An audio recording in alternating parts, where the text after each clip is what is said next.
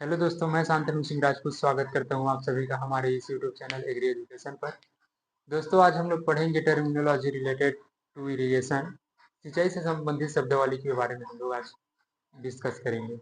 तो चलिए स्टार्ट करते हैं हमारा टर्मिनोलॉजी रिलेटेड टू इरिगेशन, सिंचाई से संबंधित शब्दावली। तो सिंचाई से संबंधित शब्दावली में पहले नंबर पर हम लोग देखेंगे यहाँ इनफिल्ट्रेशन। फर्स्ट नंबर का है इनफिल्ट्रेशन।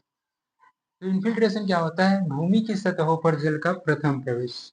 क्या करना है? मतलब भूमि की सतहों पर जल का प्रथम प्रवेश क्या कहलाता है? हमारा इन्फिल्ट्रेशन। या फिर हम इसको दूसरे वर्ड में ये भी बोल सकते हैं कि जल का भूमि के नीचे की ओर गति करना, क्षैतिज रूप से गति करना क्या कहलाता है?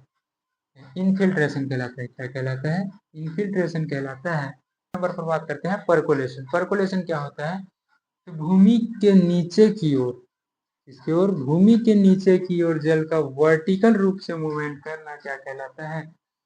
परकोलेशन। क्या कहलाता है? परकोलेशन कहलाता है। क्या होता है? जो वाटर जो होते हैं वो भूमि के नीचे क्या करते हैं? वर्टिकल रूप से मूवमेंट करते हैं, उसको उस प्रोसेस को बोला जाता है क्या? परकोलेशन बोला जाता है। फिर बात करते हैं थर्ड नंबर पे। थर्ड नंबर पे है हमारा लीचिंग। तो लीचिंग क्या होता है? तो जो भूमि के नीचे की ओर, इसकी ओर भूमि के नीचे की ओर जल के साथ साथ किसके द्वारा किसका चले जाना? पोषक तत्व एवं न्यूट्रिएंट्स, खनिज लवण का नीचे की ओर चले जाना क्या कहलाता है? लीचिंग कहलाता है। क्या कहलाता है? लीचिंग कहलाता है। ये प्रोसेस इन्फिल्ट्रेशन जैसा ही होता है। इसमें क्या होता है? वाटर के साथ साथ जो सॉइल में प्रेजेंट न्यूट्रिएंट्स जो होते हैं वो किस में चला जाता है?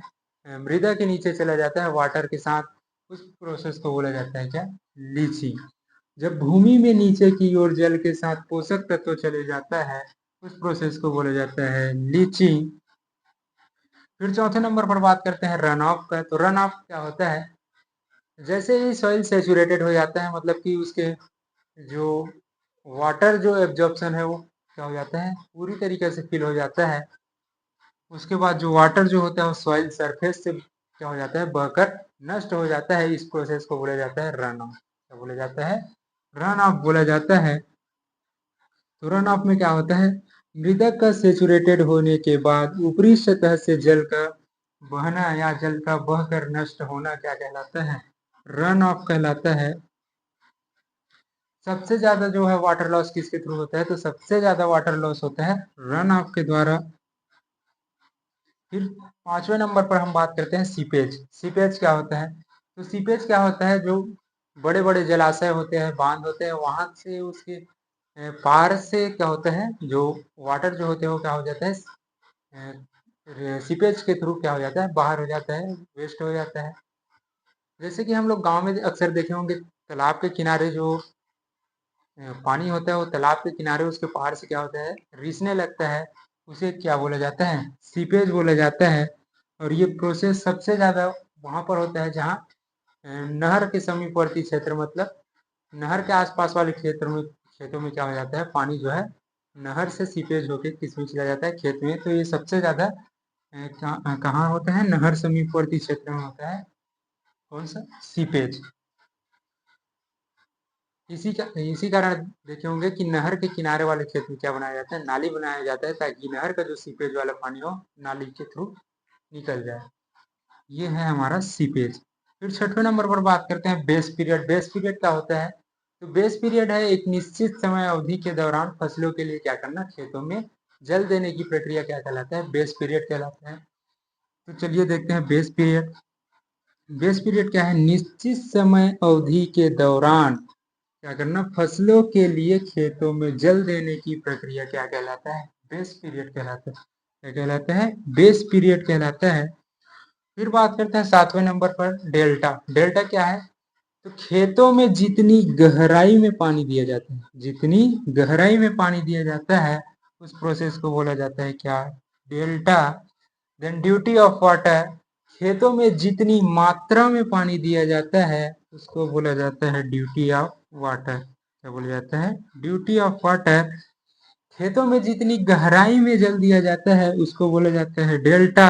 देन जितनी मात्रा में पानी दिया जाता है, जितनी क्वांटिटी में पानी दिया जाता है, उस प्रोसेस को बोला जाता है क्या?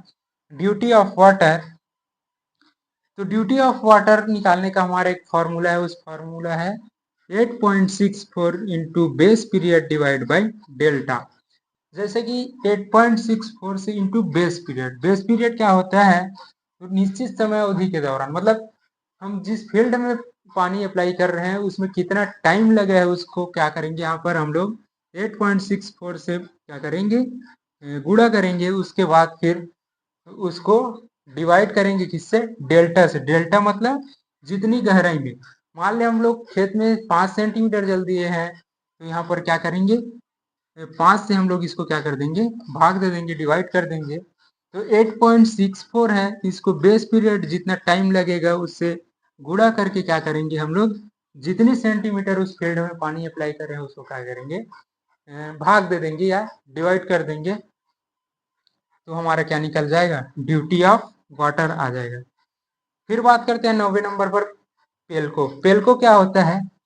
तो बीजों की बुआई से पूर्व, बीजों की बुआई से पूर्व अथवा उसके जर्मिनेशन से पूर्व, बीजों की बुआई से पूर्व अथवा बीजों के जर्मिनेशन से पूर्व प्रथम जल देने की प्रक्रिया क्या कहलाता है?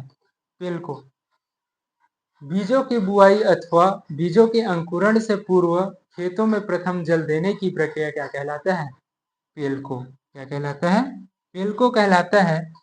फिर 10वें नंबर पर बात करते हैं कोर वाटरिंग की। तो कोर वाटरिंग क्या होता है? सीड जर्मिनेशन हो जाने के बाद फसलों में प्रथम जल देने की प्रक्रिया।